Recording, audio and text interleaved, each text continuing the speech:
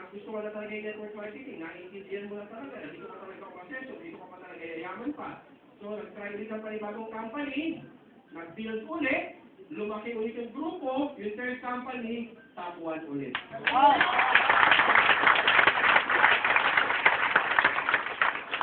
Yung company na, so, itong company na to na pinasukan ko ulit, umataw, ang laki ng grupo, right after a while, transpire ulit, nagkaroon ng problema yung company, nag-collapse ulit.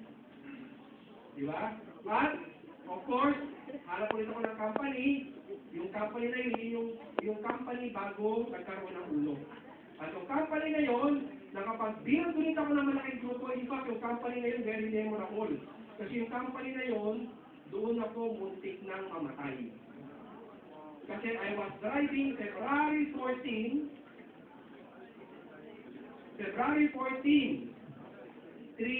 a.m. ng February 14. Ibig sabihin, February 14 ha, dapat kasama ko lang pati yung family ko, yung wife ko, di ba? Pero as a networker, ganun talaga pag network eh. Minsan, kailangan mo i-sacrifice yung mga importanteng araw para mag-build mo yung grupo mo, para yung pangarap mo, kaysa katuparan. Ganun ka talaga, pagka-leader ka, pagka-builder ka eh. Diba? Kumbaga, later on na yung saya, sakripisyo mo na ngayon, okay lang yun.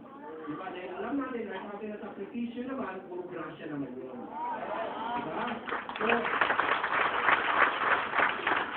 February 14, 3 a.m., North Expressway.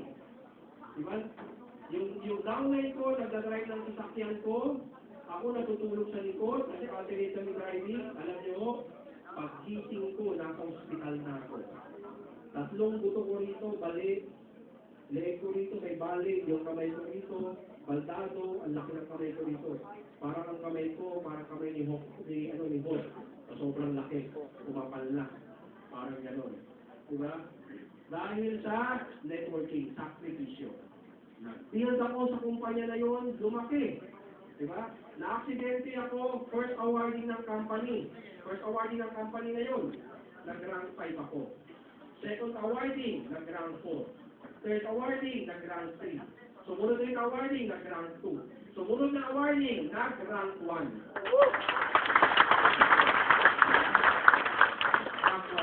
Hanggang nagtuloy-tuloy, nagsarado yung company. Rank 1 na yun. Wala nang nakarugos pa. Again, ano yung nangyari? Transpired ulit.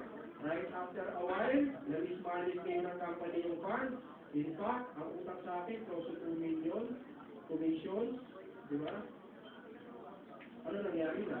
Dahil sa experience na to, parang nawalan na ako ng trust na pumasok pa sa ibang company. Diba? Nawalan akong tatwala ko sa company, sabi ko, build ako ng build, and yet nawawala. Ang hirap, napakahirap mo kasi parang ang laki na ng grupo mo, pinaghirapan mo yun for how many years, and then all of a sudden, hindi lang nawala. Tapos build ka na naman. Siyempre, anong gawin na nangyayari yun? Yung mga relationship kasi, nasisira kasi ito siyempre sinisisi ng mga downline mo, bakit ganito upline, bakit ganyan upline, bakit gano'n. Diba? Kaya sabi ko sa inyo, ayoko lang maniwala pa sa ibang company na wala may trust ko. Right after all these sad experiences. Money-wise, kumita, adventure.